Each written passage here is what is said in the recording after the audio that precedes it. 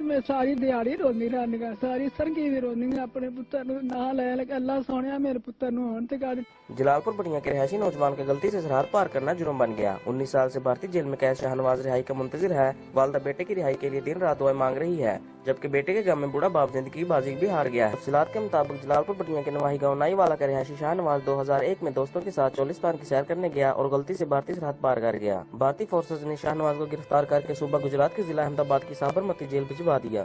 شاہنواز کے غم میں اس کا بوڑھا باپ زندگی کی بازی بھی ہار گیا، جبکہ والدہ رہائی کے لیے دن رات دعائیں مانگ رہی ہے۔ عمران خان دے کے سفارش ہے تے ان دی قدم رہائی کرائے چاہتے۔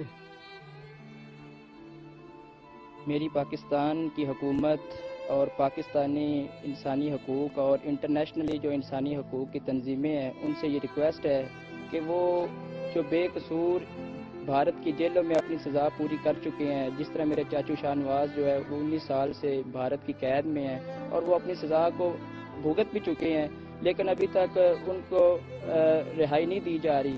تو میری انسانی حقوق کی اداروں سے یہ ریکویسٹ ہے کہ وہ اس معاملے کو اٹھائیں اور جلد سے جلد جو ہے بے قصوروں کو رہائی دلوائی جائے۔ عمران خان سے اپیل کرتا ہوں کہ وہ ہمارے بھائی کو جلد از جلد جو رہائی دلائے تاکہ ان کی جو زندگی ہے وہ ہمارے پاس گزرے اور ہم۔ ناظرین، شاہنواز جیسے کئی پاکستانی بھارتی جیلوں میں بے گناہی کی سزا کاٹ رہے ہیں۔ ضرورت اس عمل کی ہے کہ سفارتی سطح پر بھارتی جیلوں سے بے گناہ پاکستانیوں کی رہائی کے لیے فوری اقدامات کیے جائیں۔ کیمرہ مین غلام حسین بوٹا کے ساتھ باور شیر کانجو، سٹی نیوز، جلال پور بٹیاں۔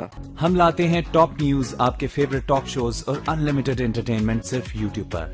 اگر آپ نے ابھی تک ہمارا چینل سبسکرائب نہیں کیا تو ابھی سبسکرائب کریں اور بیل آئیکن کو کلک کر کے ہماری لیٹسٹ ویڈیوز کے بارے میں اپڈیٹ جانیں۔